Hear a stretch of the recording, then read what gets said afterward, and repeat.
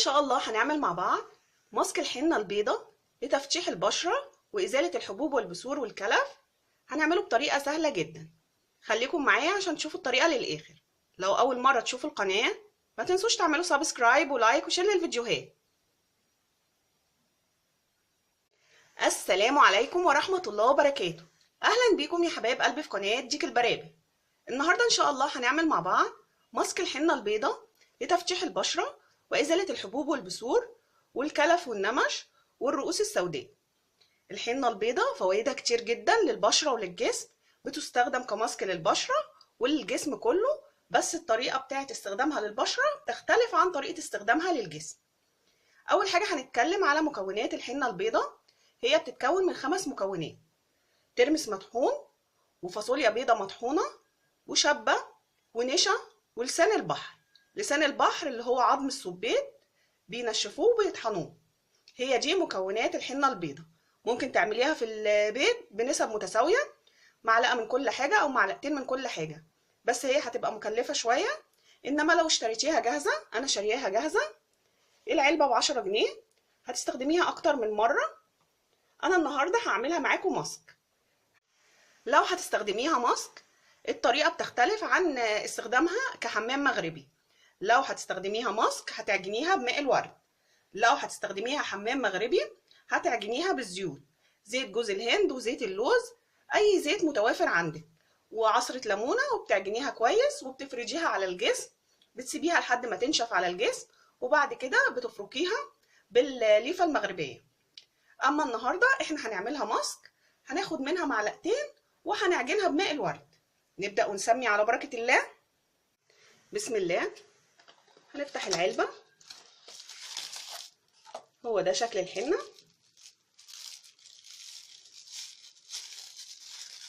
هناخد منها معلقتين.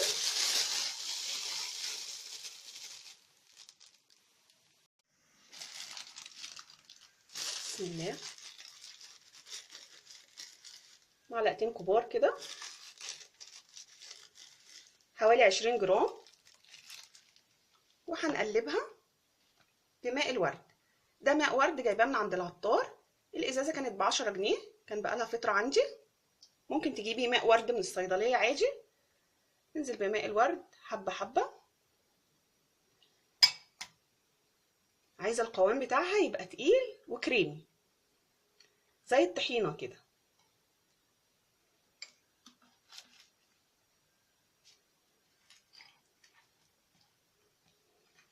تمام كده،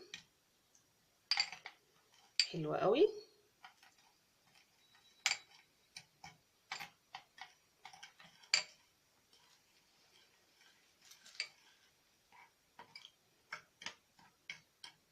شايفين الجمال؟ معلقتين حنة بيضة على معلقة ماء ورد. القوام زي ما انتوا شايفين كده، مش عايزينه اخف من كده.